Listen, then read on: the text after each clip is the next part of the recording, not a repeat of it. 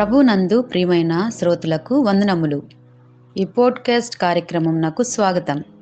మీ అందరి కొరకు ఈ కార్యక్రమమును ప్రసారం చేయుచున్నాం. విని దైవాశీస్సులు పొందుకోగలరు.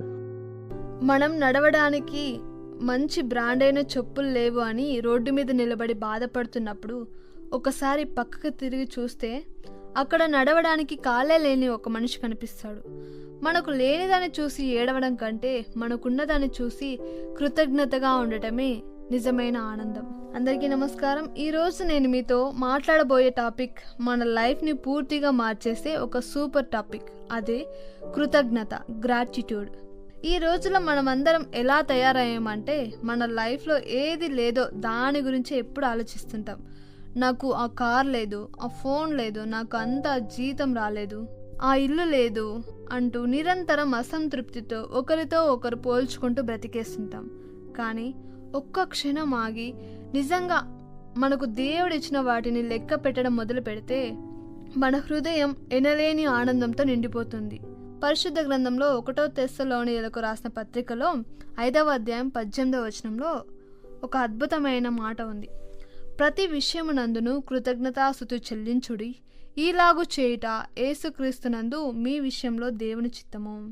ఇక్కడ గమనించారా, వాక్యం ఏం చెబుతుందంటే కేవలం మంచి విషయాలు జరిగినప్పుడు మాత్రమే కాదు, ప్రతి విషయంలోనూ కృతజ్ఞతగా ఉండమంటుంది. ఎందుకంటే కృతజ్ఞత అనేది మన చుట్టూ ఉన్న కష్టమైన పరిస్థితుల్ని వెంటనే మార్చకపోవచ్చు, కానీ ఆ పరిస్థితుల్ని చూసే మన మైండ్ సెట్ని, మన దృక్పథాన్ని మాత్రం 100% మార్చేస్తుంది. మన చూపు లేని వాటి మీద నుండి ఉన్న వాటి మీదకు మల్లుతుంది. కృతజ్ఞత ఎక్కడైతే ఉంటుందో అక్కడే కంప్లైంట్స్, ఫిర్యాదులు, ఏడుపులు, అసూయలకు అసలు స్థానం ఉండదు. కృతజ్ఞత అనే భావం ఎక్కడైతే ఉంటుందో అక్కడ ఎటువంటి కంప్లైంట్స్ ఉండవు. ఒకసారి ప్రాక్టికల్గా ఆలోచించండి. మనం కార్లో వెళ్తూ ఫ్లైఓవర్ పై ఉన్న ఒక పెద్ద బంగ్లాలను చూసి నాకు ఇలాంటి బంగ్లా లేదు అని బాధపడతాం.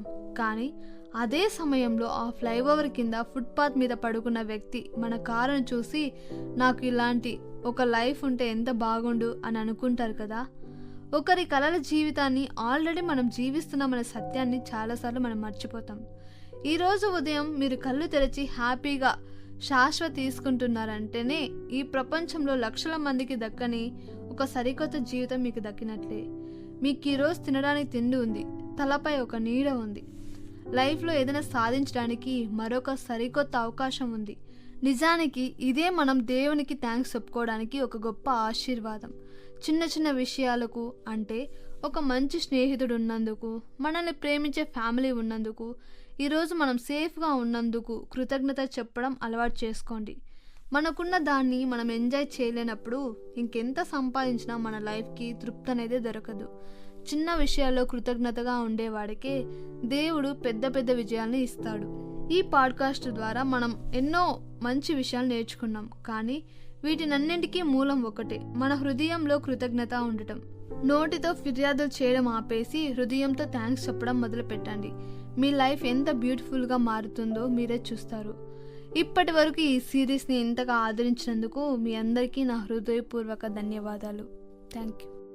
ఈ కార్యక్రమమును గూర్చి మీ సలహాలు మరియు మీ ప్రార్థనా అవసరతల కొరకు మమ్మను సంప్రదించవలసిన మా ఫోన్ నంబర్ 948585085039 మరియు ఈమెయిల్ ఐడి info@fibaonline.org. మా ఫోన్ నంబర్ మరొకసారి 9480585039.